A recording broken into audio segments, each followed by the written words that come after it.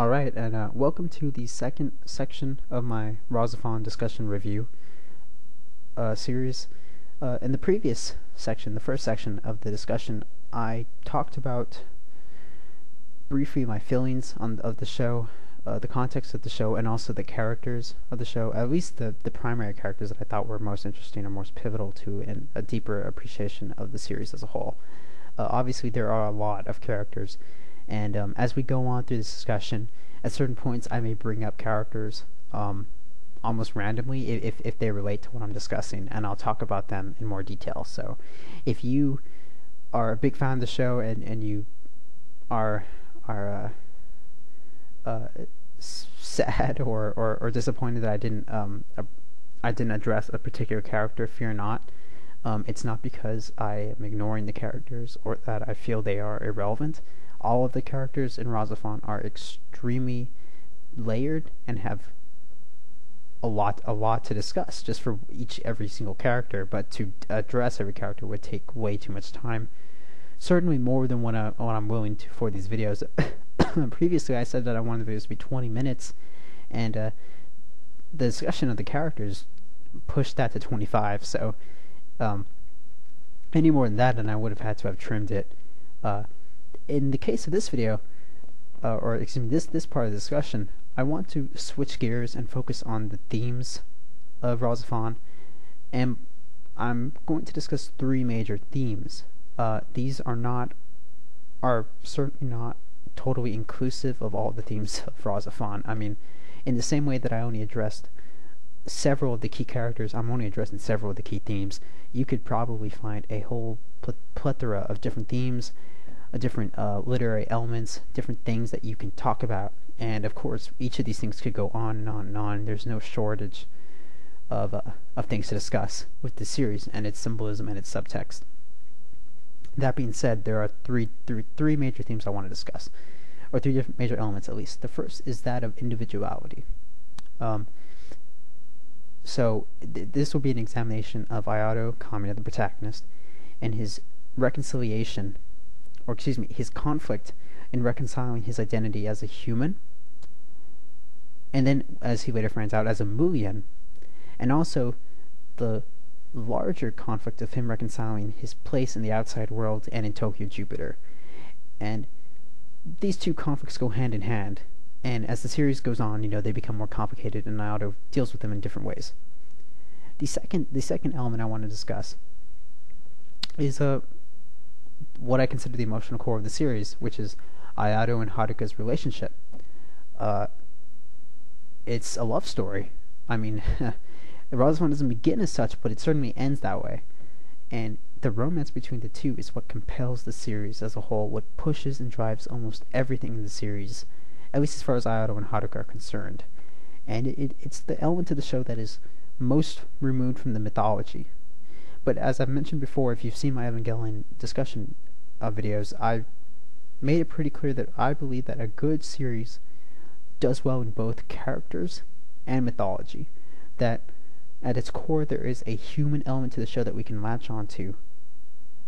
Excuse me, that will provide us an anchor, so to speak, so that we are not lost in what is usually a much more expansive and vast mythology that can tend to trivialize other elements of the show. So that human element remains strong throughout, and in this case it does. Ayato and Haruka's relationship remains a strong point throughout the series, and it is an unconventional romance all the same. It is a star-crossed lovers. It is that type of trope of forbidden love. Ayato is a Mulian, Haruka is a human. Ayato is not meant to be with Haruka, but he chooses to be with her. Ultimately, he defies the grand scheme of things and remains with Haruka, or at least he desires that, and that is the world that he creates at the end of the series, etc. I will get into it in further detail. And that ties into the theme of individuality of Ayato staying himself. Finally, the third theme that I want to discuss in terms of RahXephon is, in a way, it has to do with individuality, but it also has to do with the race. We have the conflict of Mu versus human. The Mulians are discriminated by the humans, and not the other way around. Well, in some cases they are, such as with Mamoru. Oh man, that's a character. Really should have discussed him in greater detail before. Guy's a slimy character. Don't like him. Not to say he's not written well. He's written extremely well. It's just to say that's why he elicits those feelings in me.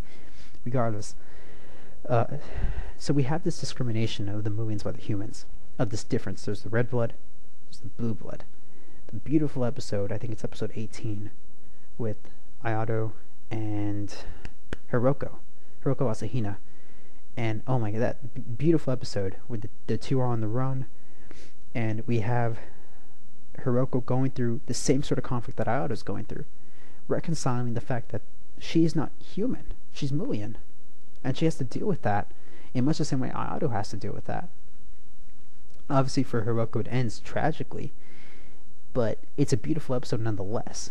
In fact, with that episode, it's interesting. The first time I saw the series, a lot of the emotional significance of it was kind of lost on me. Went over my head. Obviously, because the series just doesn't have enough time to really develop Hiroko. Before that point, before her unfortunate death. But when you rewatch the series, which I think is how RahXephon is designed, you watch it once and then at the end you're kind of scratching your head saying, what the hell did I just see? And then you rewatch it and you rewatch it again, and every time you watch it you have a better appreciation of what's going on, a better understanding, and so everything hits you a lot harder, and you start to feel what you want, what the show meant to make you feel. Now, I have a particular issue with this type of approach, don't get me wrong. I will address this when we get to the review section of the discussion, which is later on and won't be in this video. Alright, so regardless. The first theme of RahXephon that I want to discuss, again, is individuality. So like I mentioned in the previous video about characters, Ayato's main conflict in the series is reconciling his identity as a human, as a Mulian, and his place in Tokyo Jupiter and in the outside world. This does not include his role as the instrumentalist of the RahXephon and his great role in tuning the world as designed by Bobbin, etc. And that opposed to what Ayato truly wants, which I assume is a typical normal life, a normal peaceful life as a teenage boy. In any case, this theme of individuality is very prominent. RahXephon is a series that rests on a very heavy music theme. Music is very prevalent throughout the series. The Mulians in particular are music prone. All of the Dolem, the giant rock monsters essentially that Ayato faces and the humans face, they have an aria. They sing. Their human symbiotes, or excuse me, their Mulian symbiotes sing as well to control them. The RahXephon sings when it is using offensive capabilities. Kuon sings. Reika sings, or Ixtli sings. Excuse me. I believe, I'm not sure if Maya sings, she may, but there's this heavy theme of music. Kuon plays the violin, she later plays the piano, and the idea behind this is that music is a way to express yourself, your feelings, and to change the world using that expression. Ayato, in a very interesting parallel to this, is not a musician. In fact, one of my favorite scenes of the series is when he confronts, it's before the Tokyo Jupiter arc, which is the Return Tokyo Jupiter arc, excuse me, which is my favorite arc of the series, where Ayato returns to Tokyo Jupiter. But prior to this, he confronts Watari, or actually his adoptive father, who he doesn't even realize, and another moment of dramatic irony on the part of the audience. And Watari asks him, what do you like to do if you don't like to play music? And Ayato says, I like to paint. And painting is a form of expression all the same, which is what Watari says after Ayato says this. So in painting, Ayato is expressing himself. He's doing exactly what Kuon does when she plays the piano or plays the violin. But it's interesting that this approach, that painting, this artistic approach, visual arts, is so contrasted with music. Ayato is expected to be an instrumentalist. He's expected to be a musician. He is expected to play music, to sing, and he doesn't do these things. He prefers to paint. This is his individuality. This is him asserting himself, saying, no, I will not be what you want me to be. I will be who I am, and what I like to do is paint. Therefore, I will paint. This is beautiful. It's such a subtle scene, and at first you may not realize it, but as you go on, you start to realize that Ayato's struggle to assert his individuality and to remain himself I don't see a better way to express it than in him loving to paint as opposed to playing music. So there's this obsession with music, and then Ayato's outside of it. He paints. This is what he does, and he's actually pretty good at it.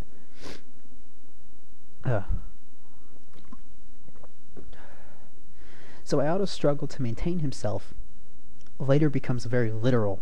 It takes on a literal sense at the end of the series, when he bonds with the RahXephon and becomes, essentially a god. He attains Yolteotl, as all the characters say. RahXephon is based on kind of Aztec, Mayan, Central American cultures, ancient Central American cultures. I'll get to this later on when I discuss the mythology in more detail. Regardless, Ayato attains Yolteotl, and he is expected to tune the world, as a Mulian, or as a human. That's his role. And there's a great scene when he confronts Bob at the end. Bobbin confronts him and says, alright, you know what, I accept you as my instrumental, let's go do it. It's in episode 24, I believe, it's at the end of episode 24. And Ayato says, I will do this, but I will do it for my reasons, not because you're telling me to do this, not because I'm meant to do this. I'm going to do this so I can protect Haruka, so that I can protect the people I love, so that I can protect the world. And he does this. Even though there's this kind of growing pains section afterwards when Ayato merges with it, and he's kind of dealing with this, but he's defeatist at first until Kuon steps in and helps him. And when she does this, Ayato is finally able to reattain a grip on his individuality. He's able to reaffirm himself. Despite becoming a god, he's able to hold on to his humanity and hold on to his own individual identity. And it's just beautiful. When the series ends and the world has been rewritten. Again, I have issues with this that I'll explain in my criticism, in my review of RahXephon. But essentially, Ayato retains his individuality, and very beautifully done. It's a really great way how the element of individuality, of the struggle for independence, of keeping that grip on yourself, on your humanity, is handled throughout the series. Alright, so next I'll be discussing the love story at the heart of RahXephon, which is the relationship between Ayato and Haruka. Now, I believe this story is actually partly inspired by a short story called The Dandelion Girl. I forget who the author is, and I haven't read the story myself, but I know the gist of it. And it follows that a man sees a young girl from the future, I believe in a field of dandelions, and they fall in love.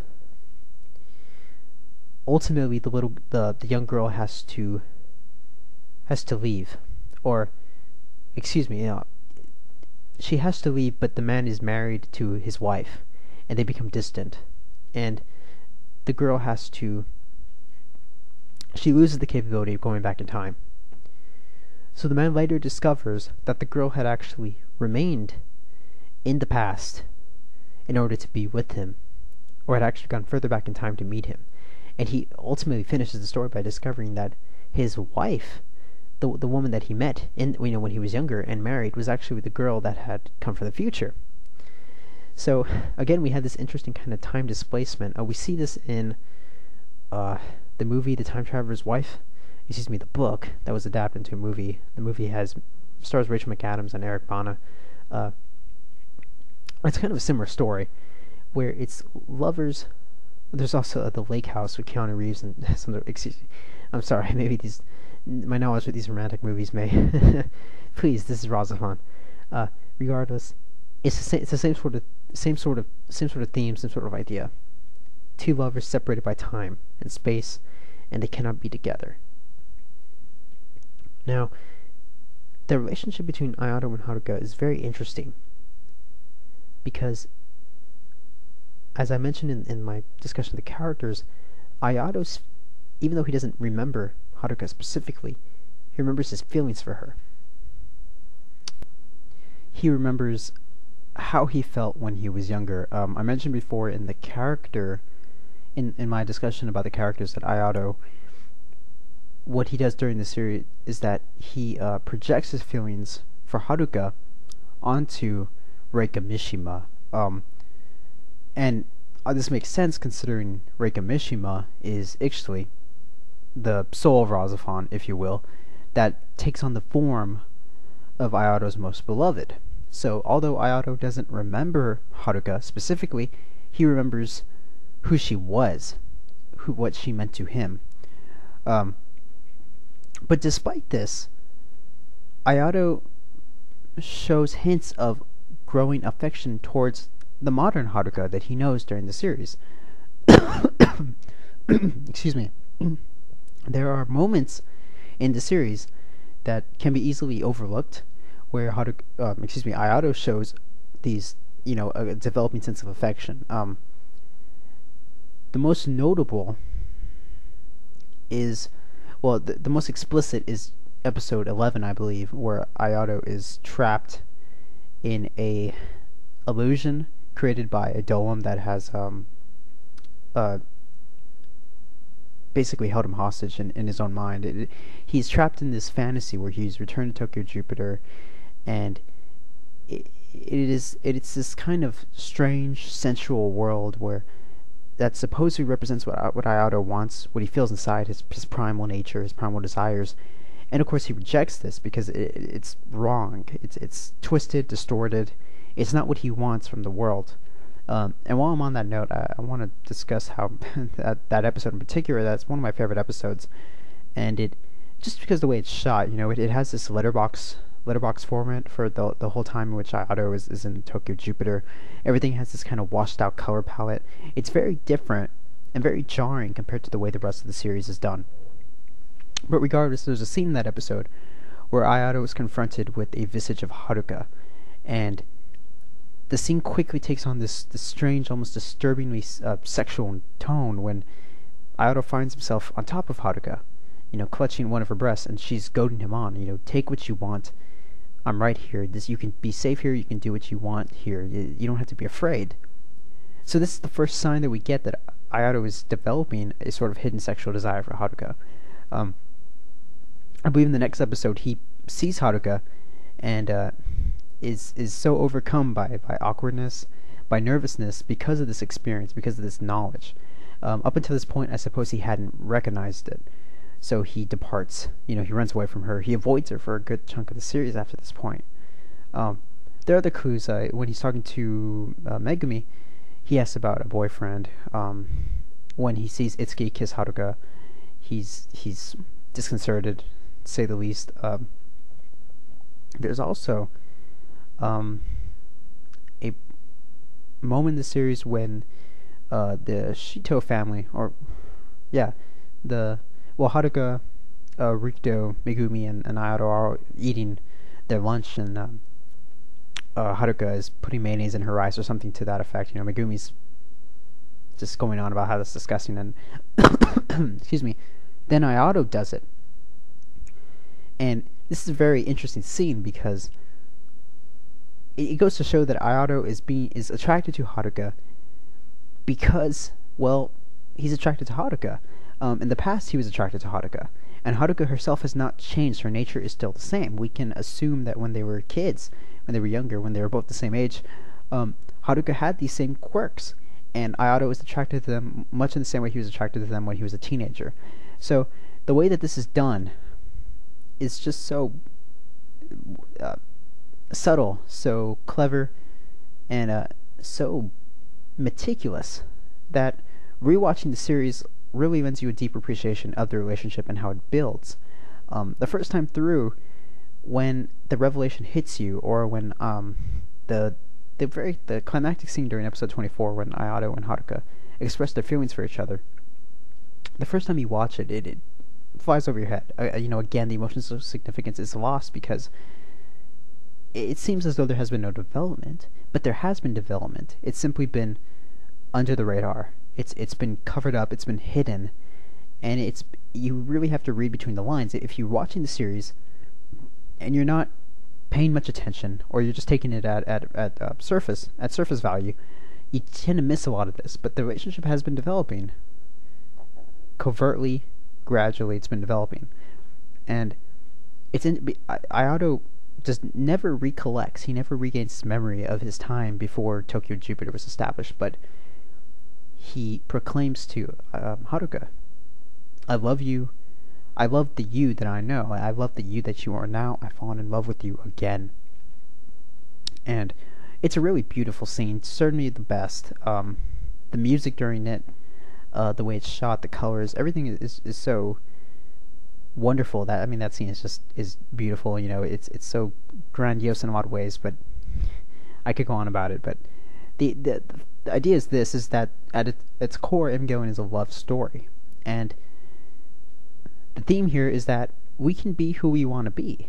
We can be with who we want to be. Distinctions like million and human quickly have no meaning. They quickly have no difference. Love can transcend these boundaries.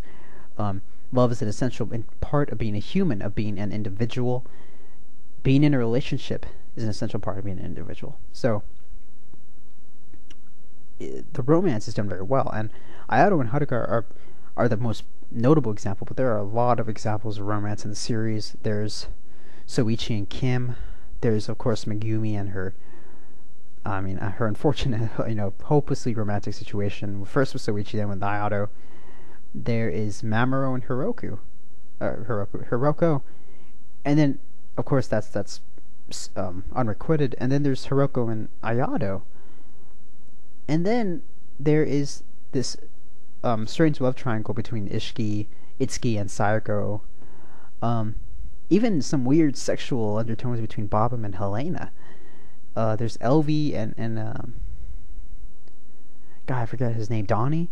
There's so many different sexually suggestive relationships throughout the series that it really makes you pay attention to it. How much is unspoken, how much is sexual, how much is emotional, and the series does a good job of handling this. But in general, that's what I wanted to say about the emotional, the love story aspect to RahXephon. I'd like to move on now to the issue of race in RahXephon.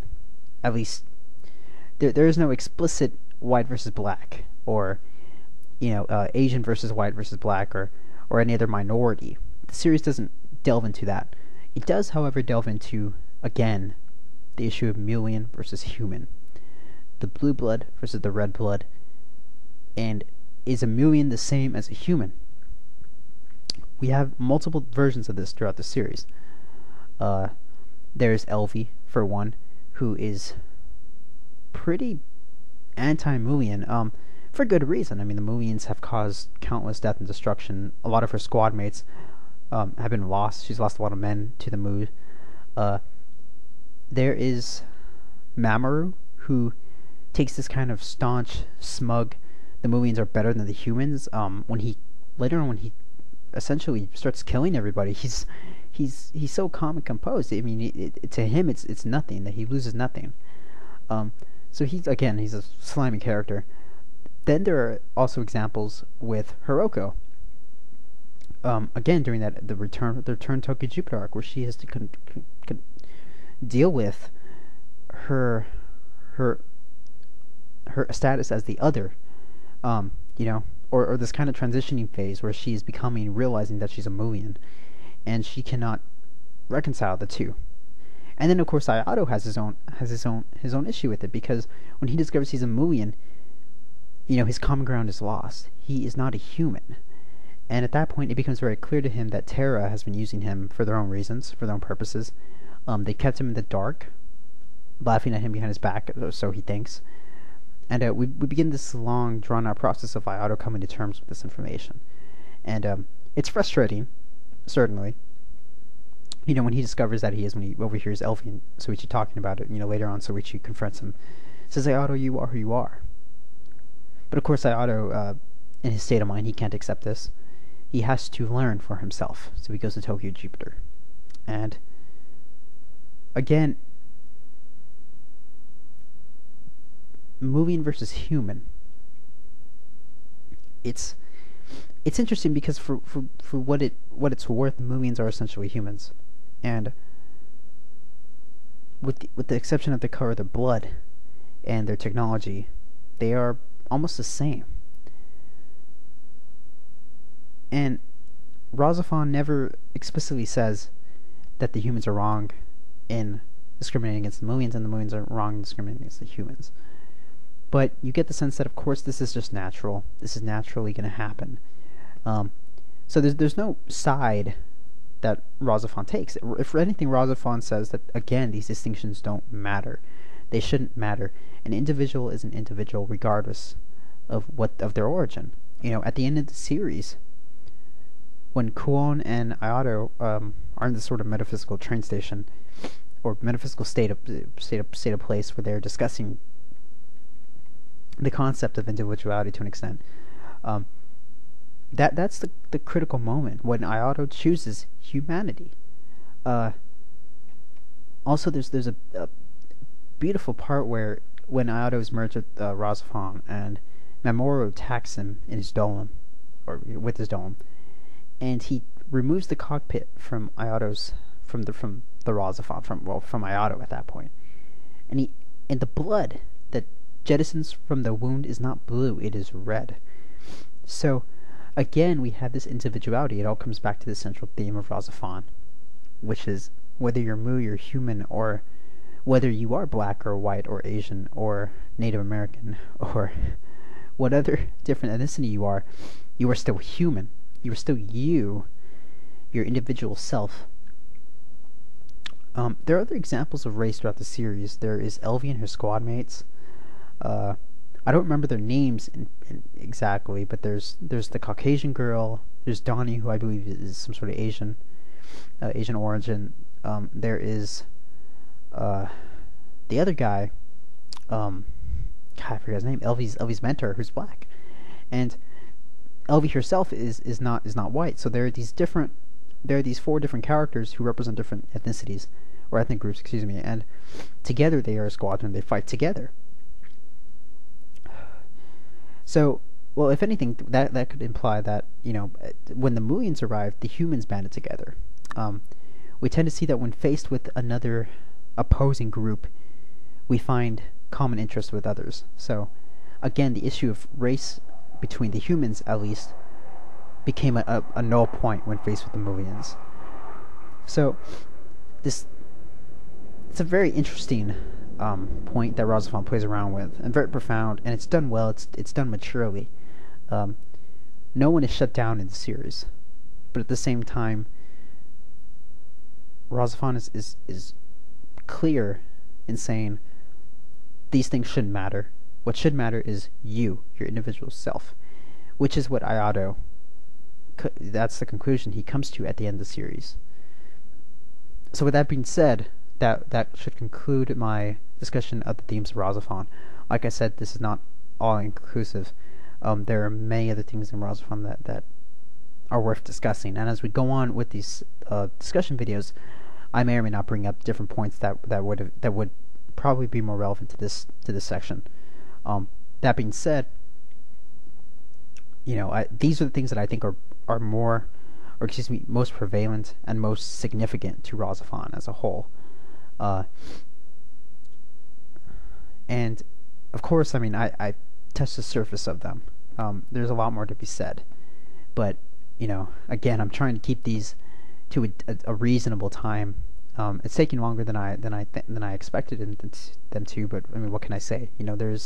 This is a complicated series with a lot to talk about.